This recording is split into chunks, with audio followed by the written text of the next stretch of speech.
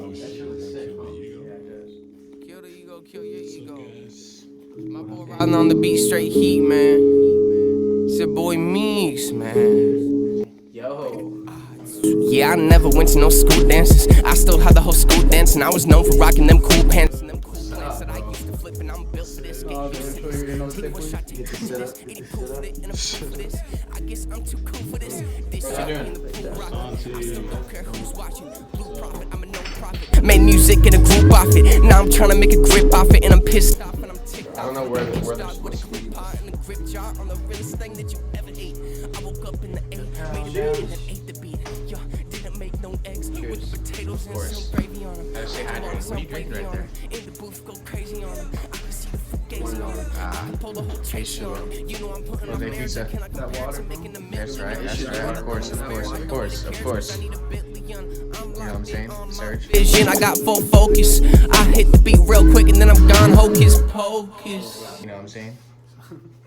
What up, guys? Welcome back to the Pack Shed. I'm here with Santi, Jose, and we got two very special guests today. We got What's up? This is my name is NAPS. NAPS, and we got What's going on? My name is MEEX'S.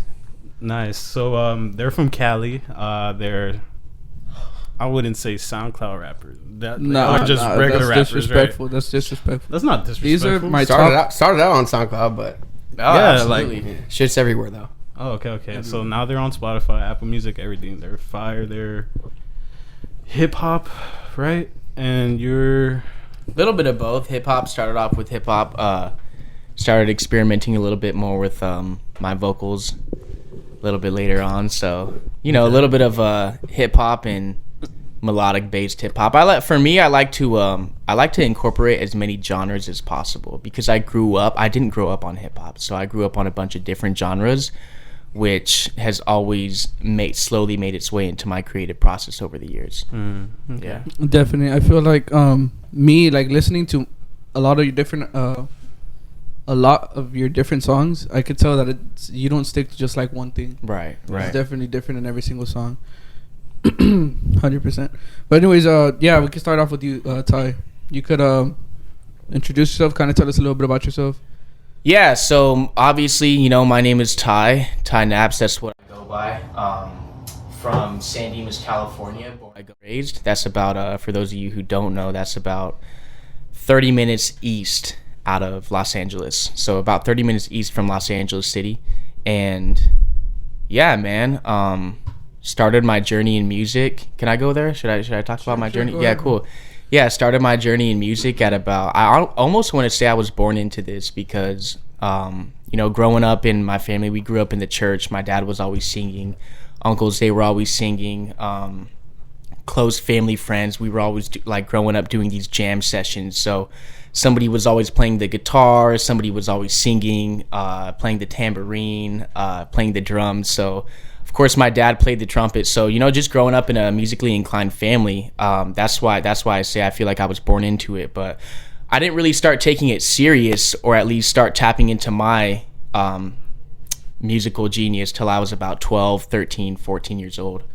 Yeah, and then since then, just been consistently releasing music since then.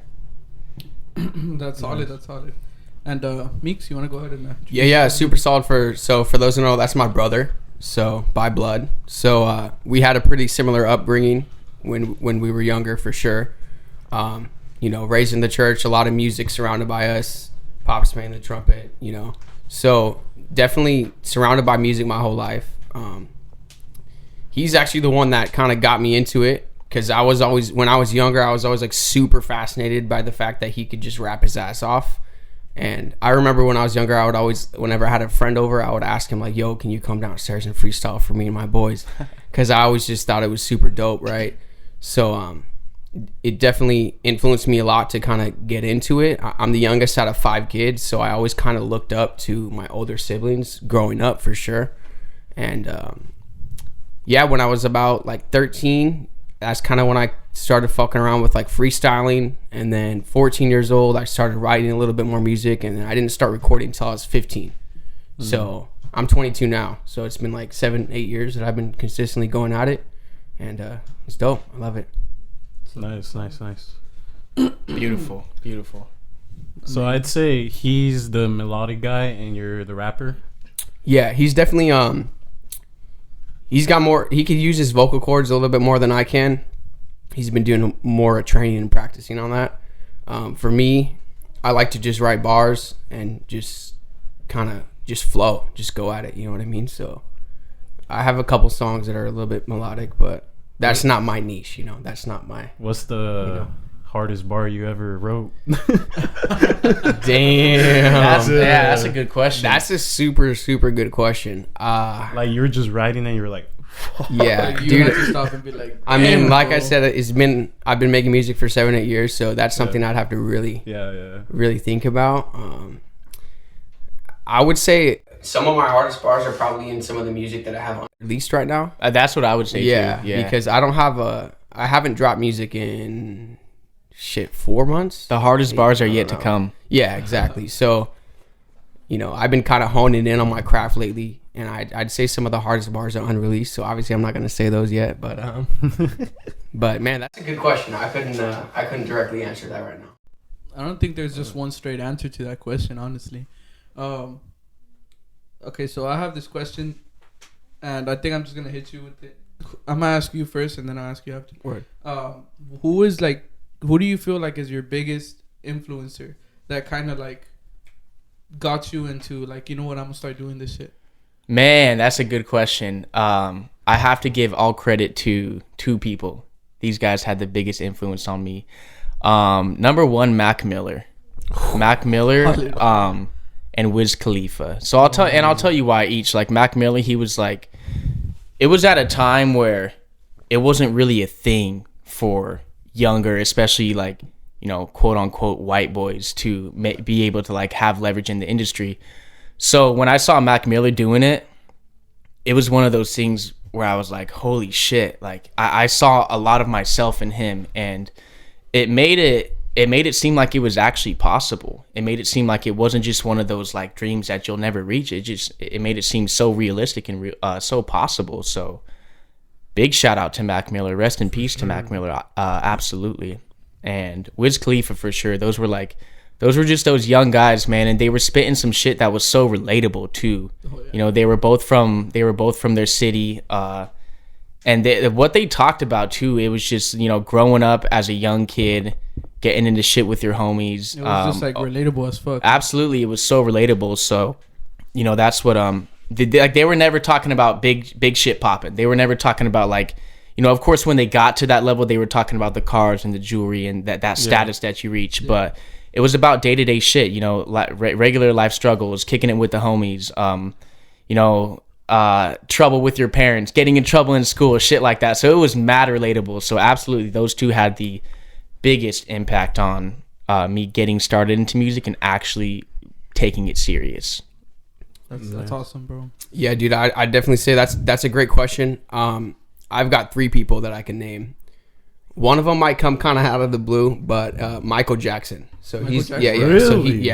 Really? So really? So he's one of my favorite artists. I think he's the fucking GOAT. Before you get to the other two, sorry, I didn't mean to know. No, you're good. But elaborate on why Michael Jackson. So Michael Jackson. So I grew up listening to Michael Jackson, and you guys can probably relate. When you listen to his music, just that feeling that you get is just different. You know what I mean? Like he's just so fucking talented. Yeah, he's such and some like I love his little signature things that he does and his little signature dances.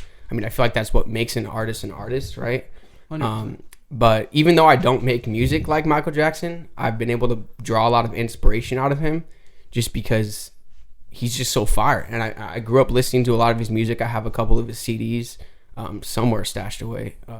But yeah, super solid. I remember idolizing him when I was like 8-9 years old. Like just like, oh my God, this guy's the fucking GOAT, right? The second one I say grew up listening a lot to, probably when I was like 10, 11, 12, going into my teen years, is Eminem. Oh, so, for sure. So, Eminem. So obviously Eminem, he's solidified. He's the Everyone, GOAT. yeah, There's it's no just other him, ones, right? Right. I learned Rap God like by memory. Same, bro. Yeah. Hey, that's fast part. Yeah, That's that fast part. Yeah, I know that whole shit from start to front, Dude, bro. in Or start to elementary, back. I would have been the cool guy. 'Cause I Yeah, knew all right. the, Yeah. like, But yeah, Eminem had a big influence on me too, just because, like, he was the biggest like white rapper to really do it. he's You know real what I as mean? fuck, And too. yeah, he was just fire. Like, I remember listening to a lot of his music growing up. And then third would just be my brother. You know what I mean? Like, he's the one who kind of got me into it. And then I still like he's further ahead in the music than I am, so I always look at him for inspiration and feedback and stuff like that. But yeah, those three for sure kind of got me into this shit and keeps me going, influenced me for sure. That's really, Yeah. it's really sweet. That's real. That's real. So, Yeah. yeah. I kind of see that falling into place. So I could imagine that you kind of go to him for like advice on new soundtracks you're working on. 100%. Yeah. Especially because we're similar in a lot of ways, and so and he's always looking out for he's always has my best interest in mind. So it's like I can go to him and he'll keep it real. Some people won't always keep it real. Yeah. No. 100%. 100%. Yeah. That's awesome, bro. So yeah. Actually, going back into the whole Michael Jackson thing, Santi used to. yes!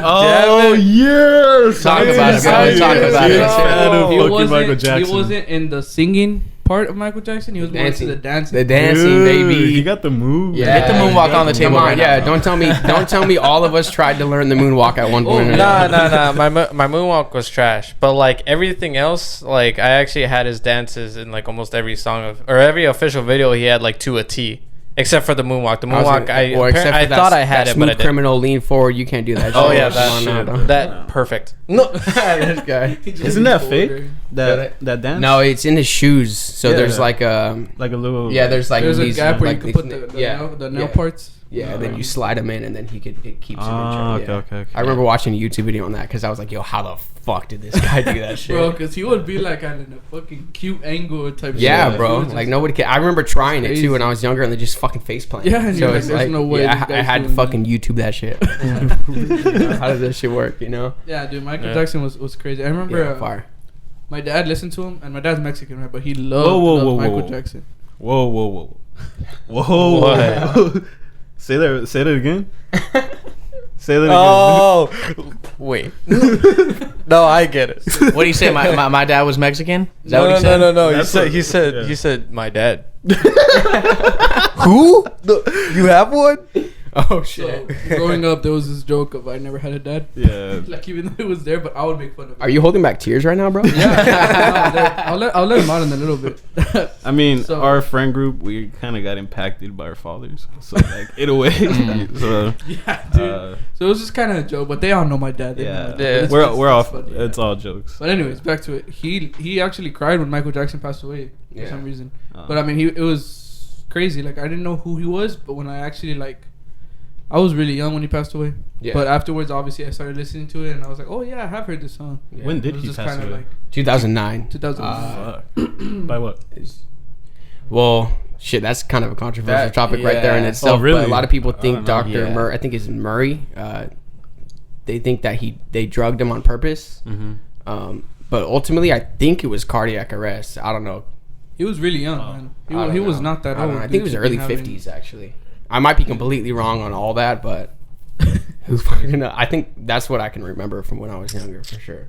I just remember in the news when they were kind of pulling him out in like in the bed or the Yeah. ambulance bed. You seen that video of when supposedly walks back into the hospital? What? Yeah, I don't know. There's this conspiracy that he's still alive, like the whole Tupac is in Cuba type in shit. Cuba. Yeah, like Yeah, they're they saying seen him everything walking like into the hospital because you could tell like his hair Mhm. and like his body figure. Like he had. A Oh, very- you know what? I have seen that video. Yeah. Damn. You feel me? That'd be crazy, right? If everybody's just still alive, just chilling. Everyone's in Cuba right now, Everyone's getting in lit Cuba right just now, partying it and up. just collecting checks. Yeah. That'd be crazy. Nah, crazy. Yeah. Yeah. So, Santi, do you have any question for him or anything, bro? Not really. I didn't really know what to ask. I still don't really have any idea what to ask about. But I mean, I don't know, man. It's cool. I just like hearing what y'all want to say about it. I mean, if there's something I have input on, my main I'll question say. that I kind of have for y'all is why Texas? Why come to Texas from Cali? Like, what kind of snapped and kind of said, you know what, I'm gonna go to Texas? Okay, I have a question, but I got immediately. because you reminded me. I got one, but later. Go ahead, answer. Answer that question. You want to start on that one, bro? Sure. Yeah, that's definitely a good question as well, considering people think Cali is the dream, right? Mm-hmm. So first of all, yeah, Cali is a pretty good place. They got amazing year-round weather, right? They got beautiful women and beautiful beaches. Women, weed, and weather. Yeah, right? Yeah. There it is. www.no.com. But pretty much, I mean, we were there. It was cool. Me, my bro, my sis, we were living together for like 3 years, just grinding out, doing our thing, right? I would say the actual main reason why we came out here was because of my sister. So she's in the medical field. She found a good school that she wanted to go to, and she was like, San Antonio, let's go. And me and my bro are just kind of go with the flow type guys, like, let's do it, let's get it. And the first time she actually mentioned it, we weren't down. But then I was the most opposed to that, actually. Yeah. I was kind of up in the air. I'm not going to Texas. I was up in the air. I wasn't not. Which is understandable. Yeah, I wasn't. Dead set when you're here, it's not understandable. Like, not to cut you off, but like that's what 100%. I mean. Like I feel like when people so coming from California, the only thing you hear about Texas is Twitter news, and Twitter news is never it doesn't put Texas in a positive light. So a lot of my homies, right before we told them, hey dude, like I'm moving to Texas, a lot of them told me, dude, don't move to Texas. There's gonna be nothing but cowboys, farmland, and fucking tumbleweeds rolling down the road. Is the perception that Californians have on Texas isn't necessarily 100% accurate. That's like it's the fact that sounds so stereotypical. And I feel like but I feel like when we think about it, when we think of California, because we've never been there, it's like we think of something probably totally different of a lifestyle that y'all have. 100%, yeah. So I feel like it's different like that anywhere. Obviously, it's different when you live there versus when you like go to visit or the way you think of it, right? Your outlook on it, but. Yeah, I mean, it was definitely the main driving force was my sister. She got us to go out. Like I said, the first time she mentioned it, he wasn't about it. For me, I didn't even have my mind dead set, but I wasn't like, no. But then she came out here, visited here, she liked it, and then she came back and was like, yo, let's get it. And, we were just trying to escape the rat race, and that's like kind of what's going on in California. It's just super competitive, and everyone's doing the fucking same thing, and hardly anyone's supporting each other, at least the area that we were around. But we just wanted to get out of there, step out of our comfort zone, and we figured like, why not do it? Yeah, exactly. So instead of why Texas, it was more of a why not? Why not? Exactly. Because my sister could have easily came out here. We could have easily stayed in Cali and figured some other shit out. But for me and him, it was more of a why not? And for me, I've always had a plan of getting out of California. I knew for sure back in 2016, I had a plan to move to Florida, and I had planned on moving out of Cali for a minute, but I guess certain things happened to where the people that I was gonna move out of state with, you just kind of had a fallout with those people. I'm sure you guys know, but it was more of a why not type of thing. And going back to what you just said, what kind of drove you away from leaving Cali? That's a good question. No, that's a really good question. I feel like over there is more of an opportunity to like not to blow up, but like have more connections. Well, with the power honestly these days, with the power of the internet, you can kind of make it anywhere. You could take your skill set and you can go anywhere in the world. You can make it in Antarctica. No, absolutely. You can make it happen. But yeah. I mean, the big one's coming, bro. The big earthquake is coming someday. Right. No shit. Yeah. Nah, right there on the San Andreas Fault. No shit. Fucking, we're waiting for that 10.0. No, but it's down. But aside from that, I think the older that I get, the less, to MEEX'S point, I want to be involved in the rat race and the whole. Yeah, dude. You bump shoulders with a lot of people in California. Everybody's doing something. Somebody's a photographer. Somebody's a model. Everyone's a fucking influencer. Somebody's an artist. Yeah. And it's cool because you can bump shoulders with anybody and build a connection. That's when it backs up your point. Opportunity, right? Mm-hmm. You've run into a lot of people that they probably got connects, or you got connects. Yeah, absolutely. But it's more or less me wanting to slow down a little bit in life. I pay attention a lot to my surroundings. I pay attention to a lot of what's going on outside of California, a lot, especially what's going on outside of America. And it was just one of those things, dude. Like, I love my city, bro. I absolutely love where I'm from. I love my state as well. You can't, like, there's nowhere else in the world, nobody can beat California. Yeah. As a aesthetic wise, like as a state, you know what I mean? But I think over the years, California just started to turn a little bit weird for me. And I think weird is the best way that I can put it. Dude, the homeless people, dude, there's like 60, 70,000 homeless people in California. It's like a goddamn 3-to-1 ratio. Yeah, no, bro. Absolutely. And not to get, I don't want to get too political, but just the way California is being ran right now, it just, for me, it's not it. It's just really not it. Like, it's a lot of crime there as well. Not only crime, but for me, I'm a man who seeks freedom. I enjoy my freedom. I enjoy being able to come and go when I please without how do I say this? Without too many crazy rules and too many crazy somewhere there tyrannical. You're fucking up. Like you don't want to feel like. Could you try to get deeper into the rules? I kind of want to hear what these rules are. Ooh. Can y'all swim? Y'all got your floaties on? Yeah. We're about to dive deep right now. It's getting a little tyrannical. It's getting tyrannical, absolutely. No, just to put it out there. But no, California, it's a beautiful place. I absolutely love it. I love my family's there. Everybody who's there, it's the most beautiful place in the world. But it's not what it seems from the outside. No. I'll just put it like that. It's just like the same way Californians look at Texas. Same shit, bro. Yeah. Same shit. It's not what it seems. Till you come here and you're like, oh shit, all right, let's go. You know. Yeah, I feel like it's like elaborating on what you said, that there's a lot of people over there who are trying to make it, you know, like an artist or you know, whatever it may be, photographer, all that shit that y'all elaborated on. And over here, I feel like if y'all were to meet someone who has that connect, like they'll probably make it happen probably faster than anybody over there in California could probably make it happen. And that's like, because over there, there's a lot more competition over there than there probably is here. Does that make sense?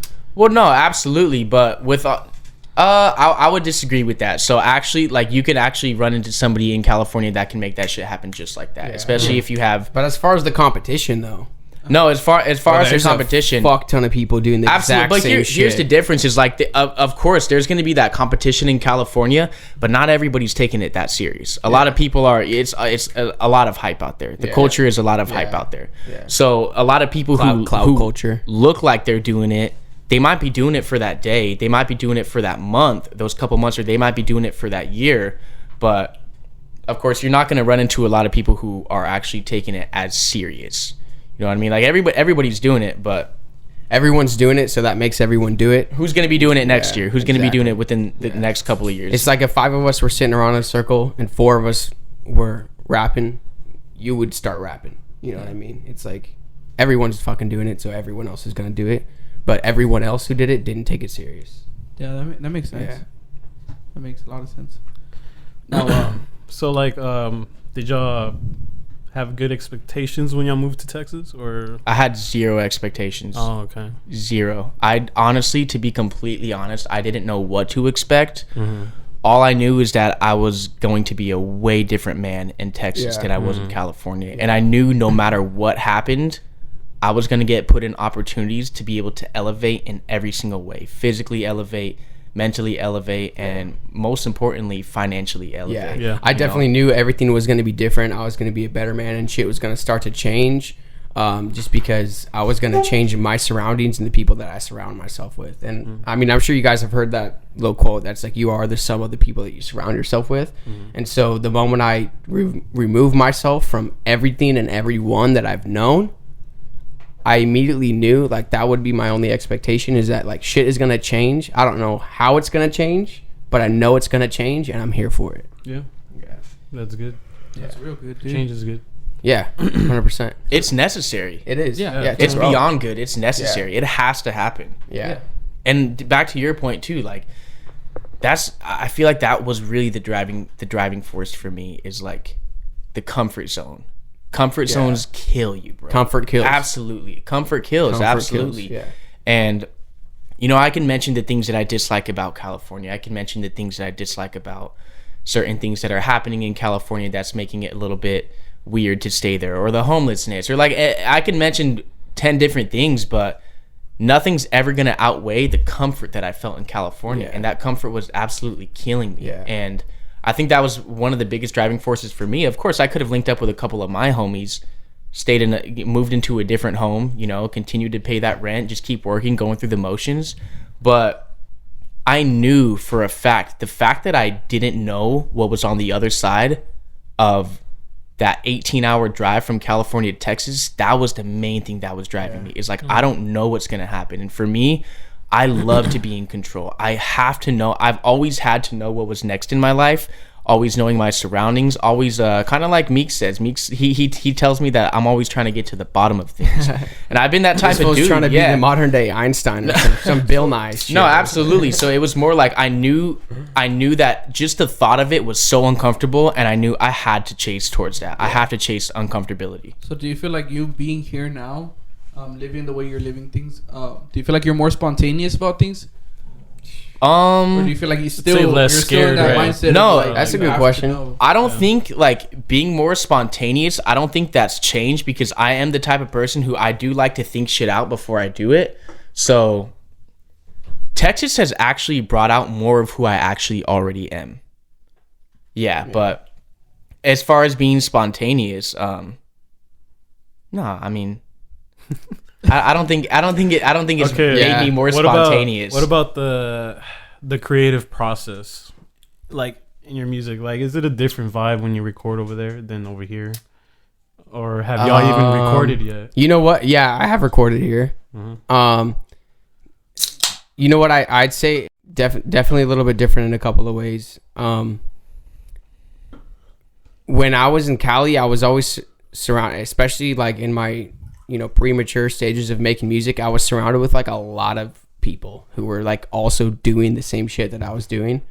And so like the energy was like a little higher. The energy was just kind of there. So the recording process and the creative process was a little bit different. And then when I started to kind of go out on my own and kind of take this different path and continue to pursue my own career, is when it kind of changed a little bit. And then coming out here, it kind of touched a little bit on that same, path of me going out like on my own, because out here I'm really on my own. I got my brother and I got my sister, and then I've got the homies, people like you guys and everyone else that, I'm close with out here. But it's definitely a little bit different. I feel like I could excel if I could put my head down.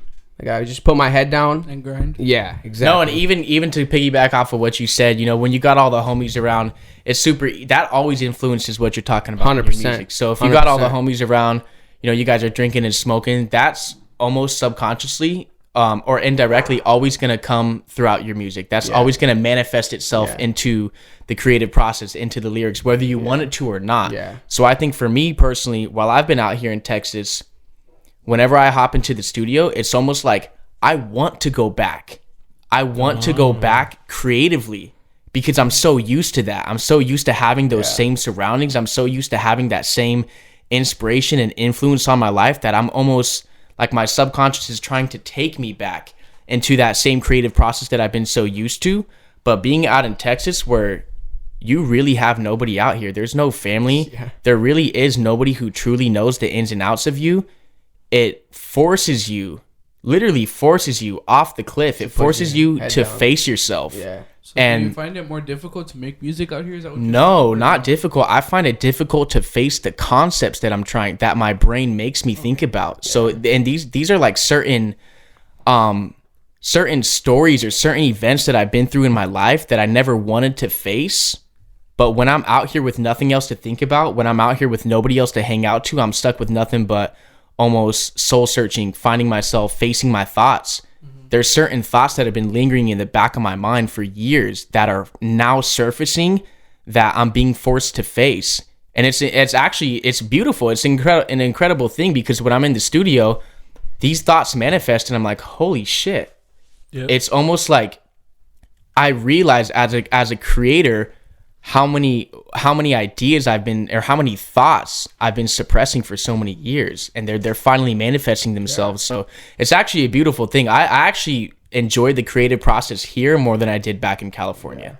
Yeah, because there's so much influence over there. So much influence, but it's more personal, I feel like. Yes, when you're out here, it's more personal because there's not a whole lot of, there's no influence at all. No outside influence, no inside influence. It's just you facing any of your thoughts. And I can kind of jump on that. When I was, in Cali, surrounded by the party scene a lot, just doing my regular everyday shit when I was in high school, right? Mm-hmm. Turning up, drinking, smoking, doing this and that. My music reflected my lifestyle. And at the end of the day, your music is always going to reflect your lifestyle. Absolutely. And so when I was in high school, my music was turned party shit. I'm not going to say my music ain't turned now, but it's not so much like talking directly about partying and being infatuated with, sex and drugs and bitches and money. You know what I'm saying? So it's like, it changes because, like I said, at the end of the day, it always reflects your lifestyle. And my lifestyle out here is way different than what my lifestyle was back in Cali, let alone back in Cali with all my homies. You know what I'm saying? Yeah. So it's like, there's a difference. It's not almost harder. like the creative process demands a way significant more level of self-awareness. 100%. Absolutely. 100%. Yeah. You got to be able to tap in with yourself to bring those real and true feelings out of yourself. You know what I'm saying? Definitely, bro. That's fucking awesome. Now, here, I'm pretty sure I speak for all of us when I ask this. When's the next album dropping? Album, not single. Y'all have an album? We got your singles, bro. We hear them. Let my boy talk on that one. Album. Yeah. I heard singles. I've been hearing crazy. singles. Album mode. I want 25. I'm so sad. No, I'm actually like, it hurts me that albums aren't the thing anymore. Dude, I grew up on. For real? How old are you? 20. Bro, I grew up on albums. I'm 27. So back in 2008, 2009. Until 2013, like when I graduated high school, dude, albums were this shit. You couldn't wait for your favorite artist to drop an album and play that shit from start to finish. So somebody like me, I have I don't want to call it an album, but I like to call it bodies of work, whether it was an EP, a mixtape, or an album. I mean, it's all the same shit, right? It's all the same shit. I've put out about 5 or 6 of those, and I love doing that. I love telling a story. I love making a certain amount of songs and then trying to keep that story, trying to tell it in such a concise way that you have to cut songs out. You have to add songs back in. So I love telling the story, but I will make another album. But singles are just goated right now. Singles are absolutely goated right now. I feel like when I listen to artists, whenever they drop a single, it gets me pumped up for whenever the album does come out. Yeah. Like Kendrick Lamar when he dropped little singles, and then he dropped his whole thing, and he was just talking about it's been 365 days, whatever. Yeah, absolutely. Which is cool as fuck. Kendrick is a goat. Yeah, but for me, exactly. if I were to just stick to albums only because I like albums and I grew up on albums, I feel like that would just be me letting my pride take too much of me. So of course you got to take into consideration that consumers have changed. The world isn't the same. A lot of people 100%. They can't handle a whole album. A lot of people you got to give them. They make it through the first. You got to give them. You got to show them the cake tracks. First, and you got to give them a sniff of the cake. Then you got to give them a little bite. Like here, try this, and then all right. No, absolutely. But or like J. Cole. J. Cole's album was stupid, bro. And I know we were waiting for that for the longest. I love J. Cole. 10 out of 10. I absolutely love J. Cole. J. Cole's fire. Shout out to J. Cole. If you're watching this, I hope you're watching. Jermaine. Shout out J. Cole. Checking us out. Right. Yeah, but no, absolutely. I would say that I definitely I would love to drop as many albums in my lifetime as I possibly could. So I'm not shying away from albums at all. But so you feel like there's one coming soon though? Coming soon? What does coming soon even mean in 2022? Well, look, check it out. So there's a new year coming. Yeah. So do you think it's sometime that year you're gonna drop something? 2023. I'm not gonna say it's impossible. It is possible. Yeah. It absolutely is possible. I feel like if you were to drop an album, that would just go like stupid, bro. Like I feel, well, like if us knowing your music, like we know it's gonna go hard. I would love to, bro. I would absolutely love to. From either one of y'all too. Do you feel like you're gonna drop something this year?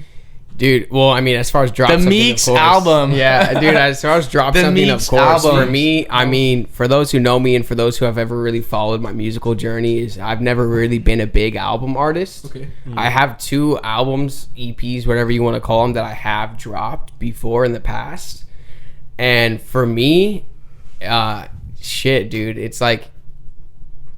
I just love I like just making a hard ass fucking song and then just dropping that shit like a week later. Yeah. Here's the thing though too is a lot of artists actually can't make albums. Yeah, they can't because of their label or some shit. No, regardless of the label, they actually just can't make an album. They might not be creatively. Yeah, they whether that's within their mental or creative capacity. Absolutely. Yeah, I know for a fact one day MEEX'S is gonna drop an album. Yeah, and it's not to say that I can't do that because I can do that, and the older I get, the more I understand about myself and the life that I live. So as far as being able to creatively and mentally create an album, I could do it because I've done, at a smaller scale that in the past a few times, right? Well, absolutely. And if like let's say you drop 3 singles and those start getting traction, it would be a disservice to your fans if you didn't drop an album. And you want to know, dude, I've had a lot of people that support me in my music that I've always asked, bro. I've been getting asked for probably the past 2 to 3 years. When's the album coming? When's the album coming? When's the album coming? Like now they want to know an answer. Though. Yeah, and it's like, dude, I couldn't even give you a direct answer. I would love to say at 2023.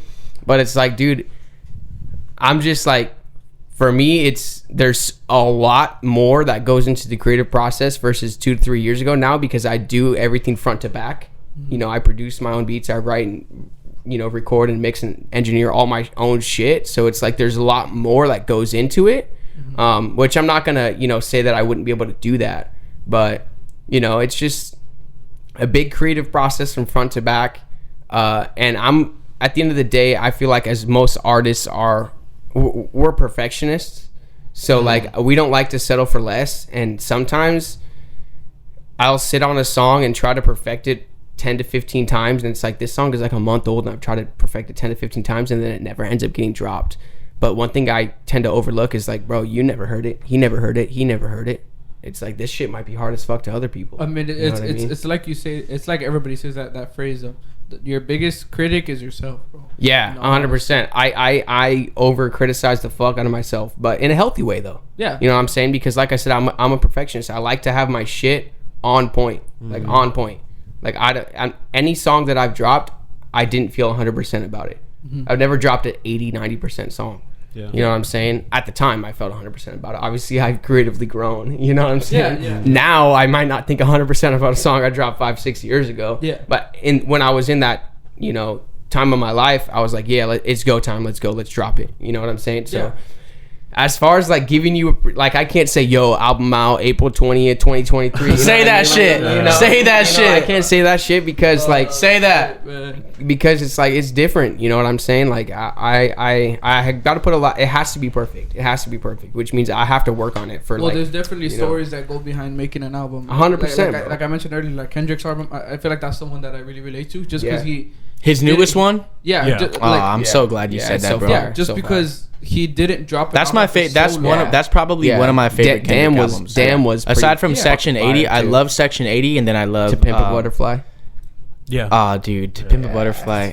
I love To Pimp a Butterfly, but it's not my favorite. I know my boy Artie's gonna heavily disagree with that right now. It's up there. But it's up there. No, absolutely. His latest one was just. That was it for me. That was it for me. It was more beautiful, I would say, than like hard as fuck, because it was hard as fuck. Yeah. But it was like. Knowing the story behind it, because I know he really tried. It's a work of art. He busted his ass to make sure every single song had a meaning behind it. Absolutely, because he took a long time to drop an album, and when he finally dropped it, he gave people like an answer. It wasn't a disappointment, right? Yeah, exactly. So that's it was almost like one of those, hey, this is where I've been. This is why I've been where I've been. Exactly. And y'all are gonna take this shit. That's why it was so beautiful. And then he's gone for the next Stop playing like 5 with me years. before I turn into a song. Then he goes ghost and does the same shit. Does the same shit. Bro is so incognito on social media and everything, bro. Dude, that's how I feel like want to be. That's too. like low-key behind his marketing though, because like Like as bro, he doesn't as need consumers. Well, there's nothing. There's know? nothing more goated than being incognito on social media, but going on a world stadium tour. Yeah, being on tour and then going number one. You know, Absolutely. That's a dream right there. Yeah, bro. That's everybody's rapper's 100%. dream. Yeah. Beautiful, beautiful. So going on to my next question, both of y'all being artists and both of y'all being each one of y'all's biggest critic, which one is y'all's favorite song and why? What is my favorite song that you made? That you. Oh man, I'll tell you which one is my favorite song. I have a song on my project that I put out. It's The Fix. Shout out The Fix. Shout out The Fix. The Fix was postponed by like 3 years. We were saying The Fix coming soon for like 3 years. When's The Fix dropping? 3 years later. The song is titled Like Rain. That's one of my favorite on that project, by the way. Reason being, and like whenever people ask me what's my favorite song, I always go back to that for the same exact reason. Is I remember in 2014, 2015, we were like legally getting kicked out of our house that we were living in. 2015. I want to say it wasn't 2016. Maybe no, definitely not 2016. I wouldn't say 2014. 2014, because 2015. I was 14 when we were getting out of the house. We were getting kicked out of the house, and really? It's almost like, dude, we had nowhere to go. My mom, she was like still in the process of just hoping and praying that they got accepted into this new apartment deal, and you know, she kind of broke it to me in the nicest way possible. She was like, Ty, like, you got to figure something out. Like, I can't really. And how old did you say you were? I was 17, 18 years old, bro. Like, just almost turning 18. So you're the oldest, right? No, I'm the middle of 5. Oh, yeah, really? 2 older and then 2 older. younger. Yeah. But Okay. yeah, so, dude, there was I have my aunt. Shout out my auntie Joyce. Shout out. You know, she took me in to her home, and she didn't have to at all, but she took me into her home, and at the time, like, I was going through so much like adolescent confusion in my life, and of course my cousin Ryan, we were both going through a lot of the same shit. And shout out Ryan. This is shout out everybody. This is when I was focused. This was when I was working on The Fix, and you know, there was a time where we were both going through like hella relationship problems, and we were just so young to even comprehend what the fuck we were even simping on the mic. What the fuck we were even going through. And you know, he walked into the room one day. I was creating a song, and he walked into the room, and he had this notebook, and he was like, dude, I have all these written. I want to get it off my chest. And I almost had a song that I was like halfway finished with, and I looked at his notebook, and I just took a look at it, and I was like, oh, perfect. I'm gonna use that line. I'm gonna use that line. I'm gonna use that line. And it was such a deep song. Like, if you listen to the song, just the lyrics, they were so deep. And what I love the most about it, the reason why it was my favorite song, is because it wasn't me. It was more of a collaborative process. It was bigger than me. Yeah. And that's what I love the most, is when there's more people included. And it was such a beautiful collaborative process, where when we put it on wax and when we put it out, it was absolutely beautiful. Like, there's nothing better than looking back on a song and remembering that creative process, exactly how it went.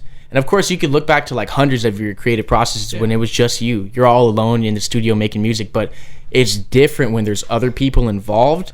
And especially in that situation, like, you know, when he came in and he had some real shit that he was trying to get off of his chest, the fact that we were able to put it into a song and it made so much sense, and it almost happened so effortlessly, that's why it's my favorite song. So nothing hits the soul more than Like Rain. Yeah. Like Rain, go and look that up. Shout out Like Rain. The Fix.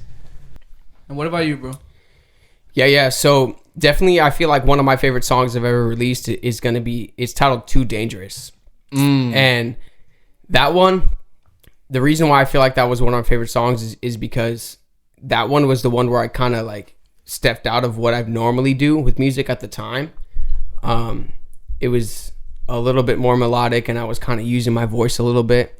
And, you know, shout out to my bro, because he mixed and mastered it like so fucking fire that it blew me away right when I was finally listening to it.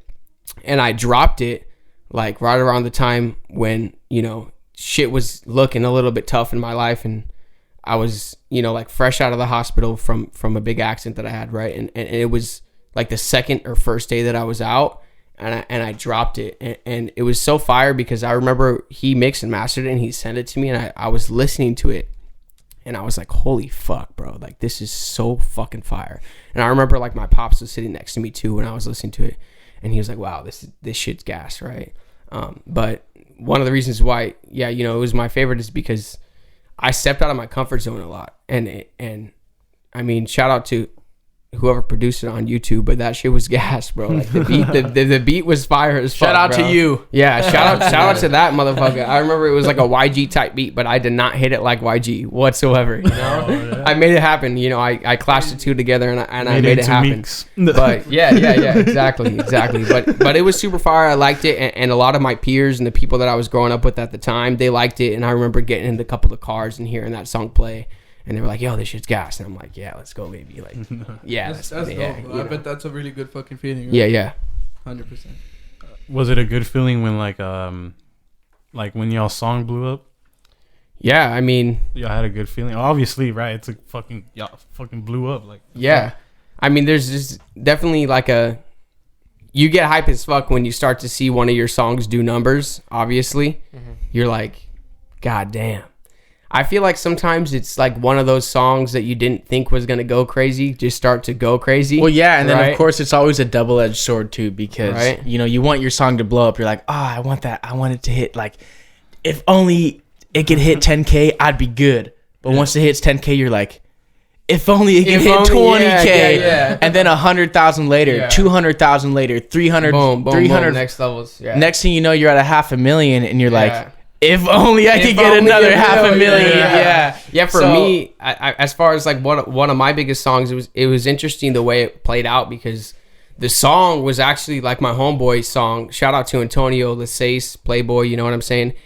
It was his song at first. He had a verse. I remember going over to my homeboy Braden's crib and I listened to the verse and I was like, yo, this shit's gas. And then I immediately FaceTimed my boy and I was like, yo, let me get on the other half of this song. He's like, go for it. And I got on there and I absolutely just killed it. And we put it out and it just started doing numbers. Like first week, it was just going fucking crazy for our, you know, position and our level. And it was just wild, right? And we didn't think it was gonna go absolutely buck, because the way that it came up, like absolutely the way that we buck. Yeah, the way that we made it. I was trying to listen to that too. Bro. Like, that's bro, that Cali shit right there, bro. It was so effortless. Like I hopped in the studio. 20 minutes later, I had my verse written, recorded on the track, ready to go, ready to drop. You know what I mean? Those are always the best, though, when you kill a verse within like 10, 20 minutes. Yeah. Dude. You know you're on some shit. Yeah. Ready to drop. And it's like across all the platforms, it's pushing like 1 million plays now. So it's like, dude, that's huge. Really crazy. You know, that's huge for someone in my position. You know what I mean? So it's crazy to think that millions of people damn near have heard my voice. Bro, you know what they I'm could saying? be replaying it as well. Yeah, like, I mean, for sure. It's in like 600. There's like 700 playlists. one person just keep it on repeat. Just a million times. I see the stats. So there are people who have played it hundreds of times, but I look at the stats. Thank God for the statistics. I know. You know, I look at the stats and it's like in so many fucking hundreds of thousands of playlists, and it's like, damn, damn. All right, shit, Canada. I see you running my shit. It's getting spun. You know what I mean? And that's Canada. Canada, Brazil. Yeah. Fuck yeah, bro. What's the most obviously Portugal? Here, right? No, well, yeah, here, US. but for my song Shrine. Shout out to Brazil. I fucking see you motherfuckers. No, shout out to Brazil, absolutely, because for me personally, Brazil has played Shrine like crazy. The most. You see the most plays out in Brazil. That's we felt like when we first had that started. guy from Belgium. We had a guy from Belgium, and he like constantly like watched or listened to our Spotify. Shout out Belgium. For real, absolutely. Shout out Belgium, bro. Absolutely. So it was just those untapped markets are the best. Dude, it's so surprising. And it feels good that other people are hearing your shit. Absolutely, We could see the map of where people have listened to us. Yeah. And then we saw that one little dot in Belgium, and we're like, what the fuck? And then we see Asia, India, Africa, Canada, and it's just like, what the fuck, bro? These people are listening to. Shout out to everybody who's listening to us. Yeah. So for me, like when my song Blue Strips, it started getting cracking in my city, and then like LA and Riverside. shout out those two because those are still the top 2 cities that are streaming that song. But the moment I knew that it was actually booming is when I started going to parties, and then I heard my song being played at the parties, and then all these motherfuckers are hyping me up to go do a party performance, and then I do party performances, and it's like, yo. I was gonna say that. Have y'all thought about have like, you been paid? No. To do the party performances? No. Party performances? Or have y'all even done like a concert like that? Yeah. I mean, this guy went on like a good fucking little tour and shit. Dude, yeah. Oh, So really? a few years ago, back when vape shops were the thing, they were up and coming. There was vape shops on every corner. Dude, this genius of a businessman, my boy Imran. Shout out to Imran. Yeah, absolutely. He linked up with a bunch of vape shop owners, and he went in there and said, "Hey, we got a collective of artists that, if we bring in enough people, can we pull off a show over here?" So we went on it was called the Hype Kills tour, but we went to a bunch of different vape shops and just sold those bitches out, bro. Like we packed them out. Crazy, it was crazy, dude. There was so many people there, and people were like flavor testing in the back, while you had like a core people who were just right there in the middle, in the front. I went to one of the shows. It was amazing. It was amazing, dude. Yeah. Absolutely. So we've done a handful of shows, man. We've done a couple of shows together. I think I've done about 5 shows. Majority of them were in Anaheim, California. I don't know if y'all know where that's at. It's next to LA, Orange County area. Yeah. But yeah, most of them were in Anaheim, and then one of them was in Pomona at the Glass House, which was like the most fire. That was like my first show, and it was actually the biggest turnout, and it was fucking lit. I liked it. I like performing. It's dope to be on top of a stage, and then like you look down and you see all these people that like you kind of grew up with and shit. So us growing up, we had this little group in our high school. Yep. And they started doing like shows, and they would actually like sell them out. You know what I mean? And it's crazy because I always thought about it, like how do they feel knowing that they could sell out a show? You know, but the stuff that they're doing. It's the same thing as the numbers, bro. Yeah. It's like you see a packed house, and you're like, what's the next house that I can pack out? Yeah. Most definitely. It's like that, I always strive for more. We get something, we fiend for something, and then we get it, and then we're like, all right, what's next? Yeah. All right, what's next? I mean, you always want more, bro. Of course. It's like when you have a job, you get paid $12 an hour, and then you're like, okay, well, I could do better. $15 an hour, and then you want to go for 20, and then 30, you know what I mean? And then you want to build 100%. Yeah. You're always gonna want more. You're always gonna go higher than what you want to do. Yeah. So this leads me to my next question. So what's the hardest thing that y'all have been through in and out of music?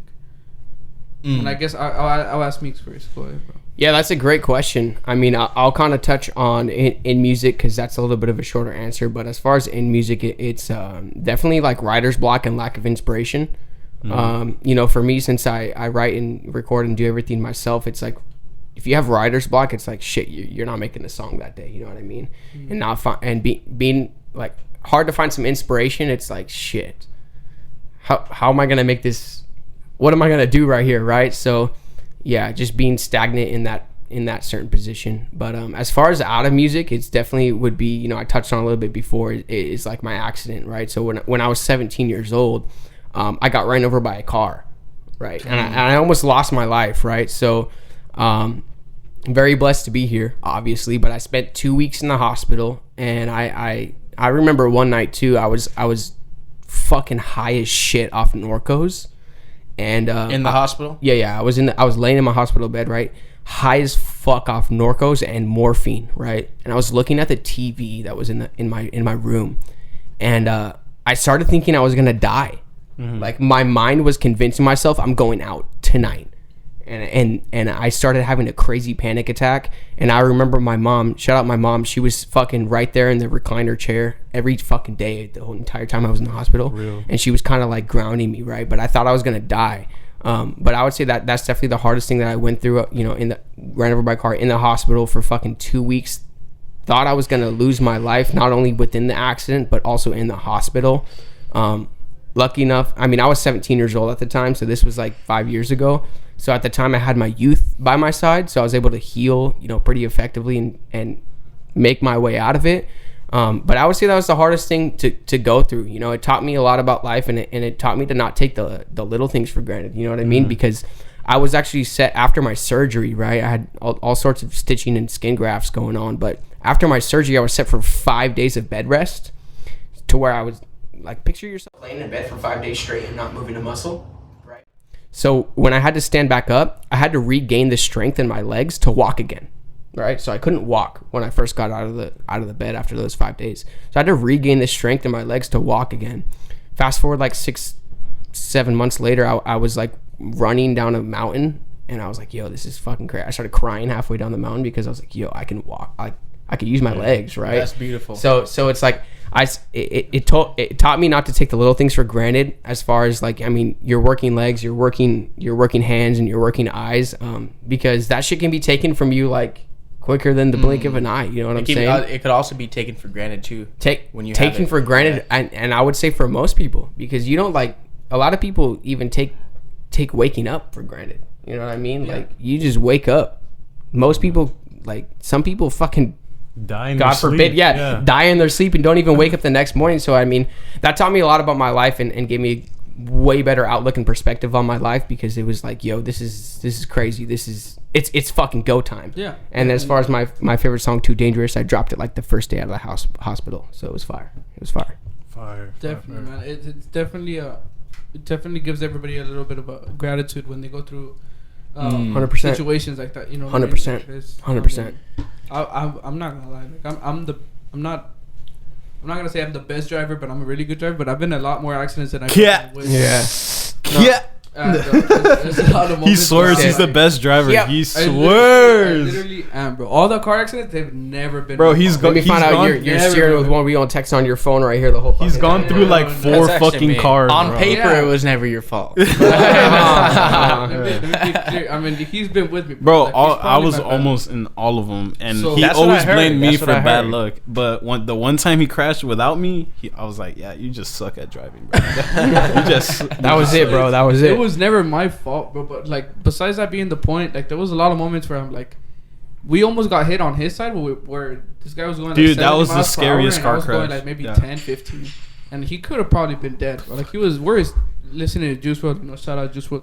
But he was R.I.P. like, Juice had WRLD. his arm out the window, and if they would have hit his side, it was almost like a been dead. T-bone in a way. So if we were a little bit faster, bro, the truck would have like hit me on this side, and like boom, and the window was Yeah, open but I too. actually believe you, because there's a handful of accidents that I've been in, and none of them are on paper. Exactly. None of them were my fault. Like, I was gonna say the other motherfucker's fault. Yeah. God Yeah, damn. like this guy was on, like he came out the car and Serge was like, hey, what the fuck were you thinking? And this guy was on ankle monitor, bro. He was rushing home. Oh my he, God. He crashed into a house, and that house was his house. Yeah, Bro, he didn't want to hit no one else. he was speeding to go home because I guess because of the monitor. He was such in a hurry to go home, Yeah, bro. bro. Crash into his own crib. Bro. Because what we assume is that the monitor had like a time limit, and Yeah. like I guess it reached his time limit. He zoomed in that fucking back street, and when he said, "I'm home."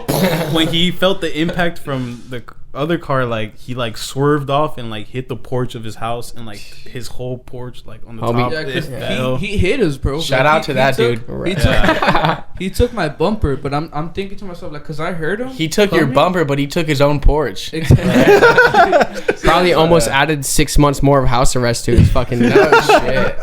Exactly. But like I said, the way I'm thinking of it is like I'm really grateful, because if I would have never heard him or his engine like speeding, I would have never braked. Yeah. I would have been going the same speed. He probably Dunzo. would have been here right now, bro. Dunzo. Like, you know, so Dunzo. it's- Yeah. there's a lot of stuff that people Little should be things grateful you every take for single granted. day. Yeah.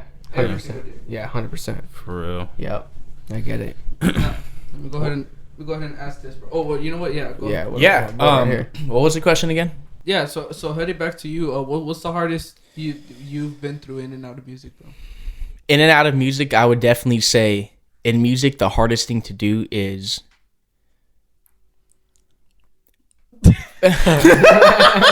This one. No. All right. Sorry, bro. Go And ahead. No, I yeah. didn't say that twice already. In and out of music, definitely the hardest thing to do in music is staying true to yourself. Going through so many changes in life, and knowing that at some point, if you want to continue to make music, at some point you're gonna have to face yourself and how you truly feel in your heart. So I think the hardest thing for me has always been learning how to articulate my words and articulate my feelings into a song that actually makes sense and that is actually a reflection on what I'm feeling. So staying true to yourself, it's not always an easy thing to do, because it's actually super easy to get caught up in what the next man is doing or what somebody else is doing. So, and it takes time too. You know, staying true to yourself is actually, it's a process, man. It's a process that takes time, and you have to be willing to look at yourself and have enough self-awareness and enough acceptance of yourself to be able to understand where you're at in life. And that's personally for me what's always been the hardest, is accepting where I'm actually at in life, and knowing that no matter where I'm at in life, I still have to continue to create. But outside of music, I would say the hardest thing that I've been through outside of music, that's a good question. I would say that it was the process of becoming a man, bro. The process of actually growing up. And, you know, there's a separation. There's a fine line between boys and men. And for me, it was accepting where I was at in my life and knowing what it took to be able to get to the next step in my life. And a lot of that is addressing a lot of the shit that's happened in my past. You know, when there comes a point where, you know, you fall apart as a person. You absolutely fall apart as a person. And one of the hardest things to do when you fall apart is starting from that 0 point, starting from, you know, almost ground zero, and rebuilding yourself as a person, you know, readdressing certain situations that you've been through, being aware of the trauma that you've been through, and almost coming to an understanding of it, and coming to a level of acceptance at that. That's definitely been the hardest part that I've been through as a person, is, you know, growing up into a man, and knowing certain situations that you have to take responsibility for, and be willing to keep and hold that discipline, knowing that that's what's going to take you into the next phase of your life and become the man that you need to be. So, and I think it's a tough thing too. Like, I think becoming a man is one of the hardest things that any male has to face in life, is actually becoming a man, because we're not raised to become men anymore. Yeah, that's you know exactly what I mean? What I was gonna head to. Absolutely. A lot of people, they say that, oh, well, you have like a father figure, you have like talk about it to kind of absolutely lead you towards that way. But even if you have someone there, bro, it's kind of your own path that you have to grow into yourself. No, absolutely. And I think in a perfect world, we would all have that perfect father that was able to teach us, you know, atonement with the father, and those certain it's almost like a rite of passage, you know. Back in the old days, all the young boys, they used to have a rite of passage when they turned 13 or 14 into from the adolescent days into becoming a man. But I never had that.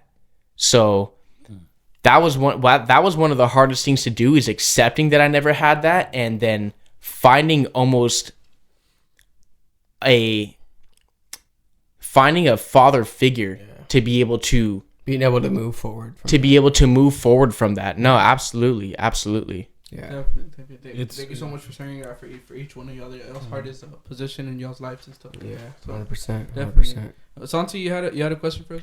Oh, I wanted to ask you guys if the pandemic had like kind of messed with y'all a little bit, because I feel like that would probably mess with a little bit of writing or whatever, if that helped it. Writer's block. You want to take the lead on that, bro? Yeah, I'll take the lead on that. That's a great question, my brother. The pandemic did have a big effect on me as an artist and as a person as well. I mean, as far as an artist goes, the pandemic, it led me to really sit in my own thoughts and sit with myself. You know what I'm saying? Like, obviously we were in quarantine. You know what I'm saying? So I was at the crib, just sitting there. I would go to work and then come home. Right. Were y'all here or in Cali? We were in Cali at the time, right? So I would come home and I would just kind of sit there and just think to myself. And, you know, as an artist, I feel like, honestly, I'm going to say this on the record, I feel like almost every artist is just overthinking all the time, right? So, you don't got to look at me, bro. You know I'm always overthinking, right? bro. So I'm like, bro, I was overthinking, right? Just trying to get to the bottom of this shit, trying to get to the bottom of myself, right? And as an artist, that's when I picked up like producing. So prior to 2020, I would look to friends and different other producing outlets, people that would make my beats for me, right? But when I was sitting in the house, I was bored on the house, and I'm in the house bored, right? Can't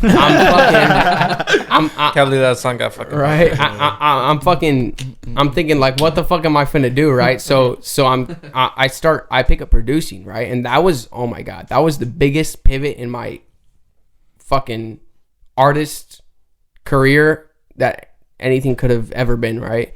When I picked up producing, because I was able to express my true self then, right? So I was able to really lay down the foundation that I wanted to lay down, right? So I was able to pick up producing and really just like express what I wanted, right? So I would say that that's kind of how I changed throughout the pandemic is I was able to grasp more of where I wanted to go musically versus what was set for me. You know what I'm saying? Because when someone else What do you right. Shout out Captain. Right. When somebody else like makes a beat for you, they kind of set the direction that you're gonna go. But when you produce your own music and you go from there, like you set the guidelines. You set the boundaries. So that's when I picked up producing, and that's what changed a lot. And even to this day, 2-3 years later, I still produce all of my own music, and it makes a huge fucking difference, bro. Because like, dude, I can go the direction that I want to. I don't have to rely on somebody. My biggest thing is when I would turn to other producers, I would fuck with 75% of the beat, but that 25% I would want to change, and I couldn't because I wasn't the producer. I couldn't change it. I would reach out to them, and it's like, nah, they wouldn't get 100% for me. You know what I'm saying? So it's like it's just different. You know what I'm saying? So when I'm in the studio now, I just produce my own beat, 100% to 100%. Both sides, I get it for myself, and that's what really changed during the pandemic for me. You know what I'm saying? That's what really changed. What about Ty? Bro, I thought it was the end of the world when the pandemic happened. I'm not even gonna lie to you right now. Shout out the world. Dude, didn't everybody, right? I really did, bro. And honestly, I gotta say, when the pandemic first happened, bro, that was actually like, dude, I really thought a lot of crazy shit was gonna happen. And like what, zombies? Or dude, and all of the above. I swear I was gonna be on Call of Duty and all of the above. Week. No, because real life. It's crazy, bro. Like, no, absolutely. Because when the pandemic first started to happen, it was nothing. Everybody was like, okay, there's this, flu that's going around, and I thought, okay, nothing of it. But when everything started shutting down, and almost the whole world shut down, that's when I was like, dude, I'm not even gonna lie, bro. I started going a little bit crazy in my head. And I had actually announced on every platform that I had that I was active on that I was no longer going to be doing music. Cap. No, absolutely, dude. No, absolutely. It wasn't cap at the time, but no, it was real, bro. I wrote out this full, but it was real at the time. I wrote out this full announcement that, hey, I really appreciate everybody, blah blah blah, but I'm no longer going to be pursuing music anymore. Crazy. And that's because I really truly absolutely thought in my mind that like some crazy shit was going to happen in the world. And I was like, dude, no, this is it. I got to take a step back from music. I got to focus on some other shit. But no, during the pandemic, it's like, I know a lot of people got affected, bro. Like, I know a lot of people, like especially a lot of small business owners, they took their hit and they took a fat loss. I was working at the time, so I was able to keep working. But I think the pandemic, it really changed me mentally. It changed 100%. The way that I view the world. It changed the way that I viewed everything, because we have this idea of how the modern world works. But until somebody throws a monkey wrench into that idea, you're going to keep thinking that same thing. But it was almost that monkey wrench that got thrown into my perception of the world that made everything change. And right there, that was the pandemic. Like, we never once in the history of mankind did we ever think that anything, it doesn't matter what it was, anything would ever shut the whole world down simultaneously at the exact same time. That was beyond fathomable. And it wasn't just cities, zip codes, counties, states. It was country after country after country. Everybody's shutting down at the exact same time. And that right there, that changed my whole perception of the world and how it actually works. So, no, absolutely. My whole mindset got changed during the pandemic. My 100%. Whole perception of the way that shit really works out here absolutely got changed during the pandemic. Would I say, or would y'all say that in a way, since everybody was inside and like everybody was streaming like from their TV or whatever the fuck, would y'all say that y'all got more views, or like did that like? No, I wouldn't, because like I said, right when the pandemic was starting, that's when I had announced, look, this isn't for me. I'm taking a step back. Oh, okay. I got some other shit to focus on in life. But it's crazy because if the pandemic were never to happen, there were certain vital situations in my life that I would have never went through. Yeah, 100%. If it wasn't for the pandemic. So there were certain things that popped off from the world that almost forced me to be able to put myself in a space where I was focusing on myself, and I was completely off of the map. I was off of all social media. I was way. Were you like depressed or something? Or I wouldn't say that I was depressed. I was actually like I said, back to the question, what's the hardest thing I've ever gone through?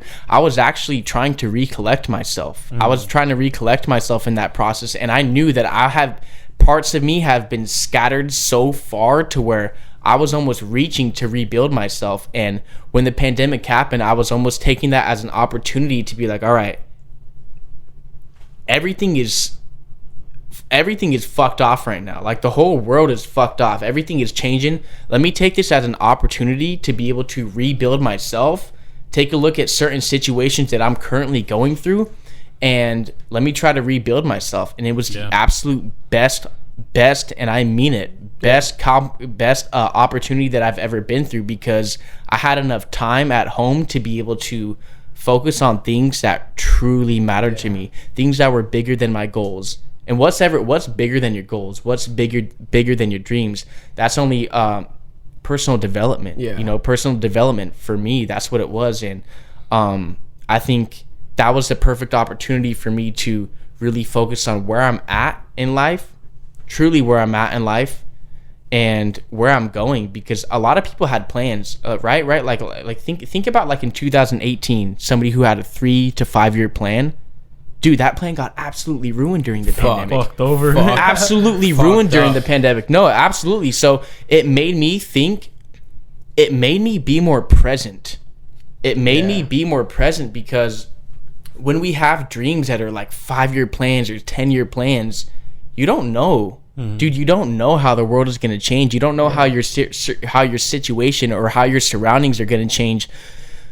So it made me be more present. It made me be more present and analyze. Very important. And it made me analyze myself at an almost hyperinflated level to be able to, it made me think about who I truly am and what it takes to become the next level. And the next level for me was, like I said before, really becoming a man. So it definitely made me me personally made me appreciate the little moments. And I think I speak for all the seniors, just because I was a senior at the time when it happened, and senior citizen. Luckily I graduated before all that fuck shit started.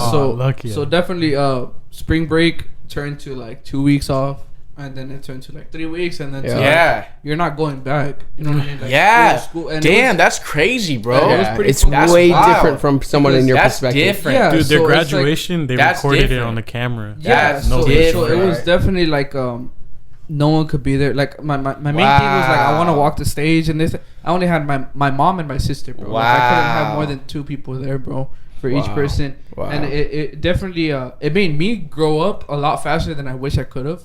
And a lot of those people that I saw spring break, point. I was like, you know what? I'll see you after spring break. I haven't seen those motherfuckers since, bro. That's a great point. Spring break 3 years later. Yeah, bro. So it's like, you know what the fuck is this guy doing? You know what I mean? Like, I haven't seen him since before the pandemic. It's been 2 years, bro. And it's crazy because it made everybody grow up a lot faster than they wish they could have. Yeah, and I think the most important part is, like, it brought everybody in the present moment. Yeah. You know, I think 100%. A lot throughout that time, it allowed us to analyze ourselves. And dude, I'm sure we all spent a lot of time with family. It's almost like you like, we're so focused on our goals, we're so focused on reaching the next thing, getting the next check. But when the whole world is shut down, who are you? Maybe a lot of people were riding on their high horse, and then the pandemic happens, and then it kind of grounds you. Yeah, it's like a lot of little like, what things. What the fuck is really happening? Yeah, it's like a lot of little things that people don't really like think would ever go away, bro. But like, the main thing, it sounds very cheesy, but the main thing I really wanted with my girlfriend Carla, right? I really wanted to have our prom together, and I never even got to have that. Yeah. Or like my last moments in the school, senior skip day, all that little shit. I was like, I never went to a high school prom. I never went to no school dances, but I still had the whole school dancing. You know what? Hold on. Cheers to that, bro. That was. Damn, I'm speechless. This boy right here. No, yeah, dude. It definitely made a lot of people appreciate all the little shit, man. Definitely. No, absolutely. That's a great question. It was like a little wake up call in a way. A wake up call. 100%. No, absolutely. Because it shows you that no matter what, no matter how focused you are, no matter how disciplined you are, no matter how inspired or motivated you are, there's always something bigger that's actually in control. Yeah. Absolutely. Yeah, beyond your frame. 100%. Beyond your frame. Now this leads me to my last question, and I speak for us and all the fans watching this right now. What's y'all's relationship status looking like right now? Oh shit! Goddamn, you know that's a great question. Life. That's a great question, you know. And this has nothing to do with music, bro. No, for me, for me, I love women, you know, right? So I go out and I love women, right? But you know, I'm so focused on myself. I'm selfish in a healthy way, to where it's like I don't want any distractions. Yeah. For me, as far as, you know, some people go, other people go, a woman in your life could be a distraction. Yeah. For others, it could be a motivating point, which I get. I get that, right? Y'all hear that? Those BBLs are distracting. Nah, I get it. Nah, I swear to You're God. So fine. You're so distracting. I swear to God, bro. But I'm so in my lane that I'm not even turning my blinker on. Yeah, no, it makes sense. Bro. You know what I'm saying? Like, actually, I have this. I didn't mean to interrupt you. Nah. Spitting bars. But I have this guy, he's my brother-in-law. I'm yeah. gonna say fucking Homer. He's a producer. He's been at it for like, I want to say like 8 years. You know, he's just been grinding. And he's like, I don't want to get a girlfriend because it's gonna put me away to the stuff that I'm working towards. 100%. And now, like, as I speak, he's in New York right now with A$AP Rocky working on his next album, bro. Fire. So it's fire. It's led him to where he's at now. Yeah. So it's definitely nothing to be ashamed of. Yeah, and not to say that if I'm with a woman, I can't grind out and continue to pursue my career. Absolutely, because with the right woman, you'd absolutely inspired. You'd be more inspired. 100%, which I get. I get. Absolutely. 100% get that, and I understand it. But for me, it's like, bro, I mean, well, first of all, I'm new to this San Antonio shit, right? I'm new to Texas. I'm like 4 or 5 months into this bitch, right? I'm not about to just lock down some random bitch I meet at the club, right? But for me, it's like, dude, I mean, I love women, right? Right. Hey, bro. You said that a couple times now. Women out here. Reassurance. I mean, some of the women out here in San Antonio too. Sheesh. Okay, right. Yeah. But I'm not even gonna go too deep into that. But it's like, nah, dude. Are you a simp? Like, I love women. Like, am I a simp? Are you a simp? Sheesh. That's a great question. No. At the end of the day, no, I'm not a simp. I'm not a simp. That's a good question, but I'm not a simp. Most guys these days are simps, but it's like, indeed, Jose P with the fucking kind. Respectfully, Sergio. Right. Nah. But I'm not a simp. But it's like, nah. You know, I'm focused on myself. I'm in my own lane, so it's like I don't need that right now. Okay. I'm doing my thing. You know what I mean? And at the end of the day, I don't have a problem with it. Mm-hmm. I don't have a problem with it. If I was fucking itching and fiending for a woman in my life, shit, I go out and make something happen. But it's like, I don't got a problem with it. So I'm doing my thing. I'm not in a relationship right now. I'm currently single, you know. Hit him up. Hey, yeah. Hear that. Okay, MEEX'S at Instagram. Okay, MEEX'S. The DMs are open. Okay, MEEX. Hit me up, slide in if you need that. But if you in SATX, shit, maybe we can make it happen today. But if you anywhere else, probably tomorrow. No. Nah, I'm good. I'm good where I'm at. And I'm happy where I'm at. And I'm doing my thing. Awesome, bro. Awesome. What about Ty? Forget Ty. Hey, drum roll, please. No, absolutely. I mean, shit. It's everything good? We're good? Not low storage. Sorry, the better. Okay. We gotta. It's 10%. Yeah, no. Absolutely. Right I mean, Ty, I got the hose. For me, no, definitely not. Really? I mean, for me, I'm the type of person I love love, bro. I absolutely love love, and Simp. I spend. That's a sim right there. That's a sim right there. Nah, that's not. That's Probably cutting with his pillow. that ain't no simp shit right But there. no, I actually wanted to make an announcement on this podcast that I'm actually engaged. Whoa. Yeah, he Really? Yeah, I'm actually engaged. to Princess. No way.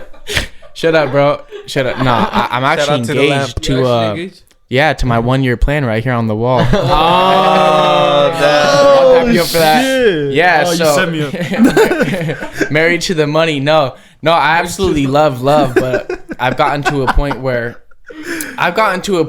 Shit, man. you know, it's all cool. Like love is a beautiful thing, you know, but It is. but at the end of the day, like I feel like everybody's idea of love is like some Disney shit or like some fairy tale shit, when really my idea of it is listen, you got to be able to we got to both be able to add to each other's lives. Yeah, because You know what I mean? yeah, because the thing about that is, like, when you love somebody, they're kind of just adding to more to your life. It's Absolutely. It's not that that's just everything. Like, they're No, just absolutely. a part You of got to it, be able to you know, grow. like, You got to be able to grow. there's a whole lot of Absolutely. shit other than just love. You know, Like there's definitely some cheesy shit to it, and then there's definitely some like serious shit to it, to where like it has to benefit you to the point where you benefit them at the same time. Absolutely. And- There has to be a mutual benefit. Exactly. But if I'm 100% focused on you and you're 100% focused on me, that's 100% going to fail. Focus on Absolutely. nobody. 200%. That's 200% going to yeah. fail. Double No, whammy. so It's definitely something you have to grow as a unit, bro. It's not definitely just like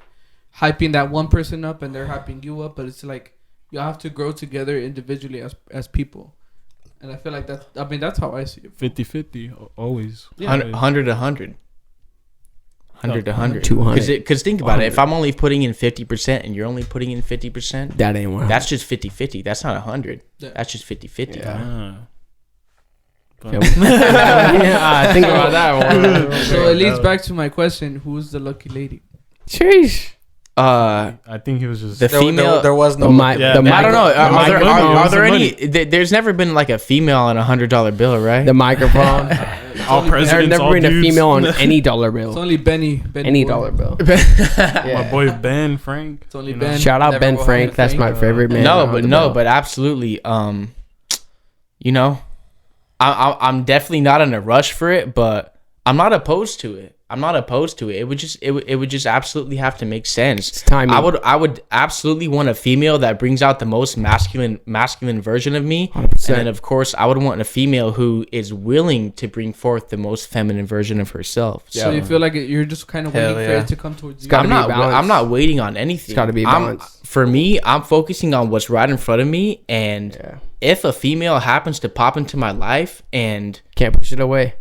that door opens, then I'm willing to walk through that door. But if it doesn't make sense, then I'm gonna write it off as something that doesn't make sense. But if it does make sense, Write it off no matter as what my text. goals, no matter what my aspirations and dreams are, I'm gonna know that I'm man enough to be able to run with that. And I think a lot of it is just self-awareness. You got to know who you are. You got to know what you want, and you have to know what you're willing to settle for and what you're willing to sacrifice for to be able to move forth with something like that. But you know, for me, I even said in a song, yeah, what did I say? Hit me Shit. up around like 27. If you with it, I'll be with it. We can get it. Let's get it. Yeah. But I'm 27 He's now, 27. and nothing has Hit him up right now. 27 club. Right now, bro. He, he said, Yeah. hit me Time up now, baby. around like 27. He's Yeah, 27. but- Hit him up. I know. But for me, nothing has happened yet, so I'm cool with that. I'm knowing that as a man, the only thing that I need to focus on, I don't need to focus on getting into a relationship. I don't need to focus on women. What I need to focus on is my purpose. What I need to focus on is my path, and understanding that that is the only thing that I need to focus on. And Yeah. if I can't, or if I don't find a woman that's able to add to that, I'm good, bro. Gucci. I'm good, bro. Gucci. Solid But- answer. Solid answer. But I would love, bro. I would absolutely love to find a woman that's able to add to that. Absolutely, Yeah, because all that. because there's nothing beautiful. I mean, if you were to ask me what the meaning of life is, there's nothing beautiful more than a man and a woman who come together and have a child, bro. That's a beautiful Yeah. thing right Have a there. family. Shout That's out, baby that's- Ty Naps. That's the that's the In reason. the future. Yeah. No, if you Matter really of fact, you might need to name your baby Meeks. that's the no. If you really think about it, that's the reason why we're all here. That's pretty much the only reason. That is the only reason. Is because only reason, and Absolutely. all those other reasons that came out, like we kind of created it. It's part of our society. absolutely because But the main one is absolutely because Create. let's say my dad or my mom had goals or visions so big to where it actually outweighed how much they wanted to have a child, but it didn't. They obviously did, so that's why I'm here. Had 5 kids. No, so absolutely, I would like about 5 kids. dude. God damn. That would be I'd You're an want to. animal, bro. But like, if I have a boy, well, it's because I came ahead, from bro. an only Well, no, let child. them finish. Like I'm an only child, so I Word, would like. word. Oh, that's a sad life, bro. you have brothers, bro. We're right here. No, I want to be like that dad from Cheaper by the Dozen. One day, I'm gonna buy a fucking acres of land, and I'm just gonna raise a family. We're gonna have hella cows, hella chickens, Hella kids. hella capybaras. kids, Hella kids. and we're all gonna be healthy, eating raw beef liver, Oh, grass fed, Goddamn. grass fed, pasture raised eggs. Grass fed, all 100% grass finished beef. What was your question, bro? nah, it's fine. It's fine there because the phone could be Yeah, we get anytime soon. Yeah, so. we'll go ahead and That's do a this good place to episode end here, it. guys. But this was Ty Nap. Search him up on Spotify. This is Meeks with the X, not with the K and the N. MEEX. There we go, baby. Search him up on Spotify, and y'all are everywhere, right? Everywhere. Everywhere. Spotify, Everywhere. YouTube, Everywhere. Apple Music, all Everywhere. that. Down on the description. I'll put them down there. There you go. But until and- next time, this was the episode with Ty Naps and Meeks. And until next time, we'll see you next time. Thank you so much for watching. Appreciate it. Thank y'all. Later. Take care. Sheesh. Fire. Fucking solid. Fire. Gotta take a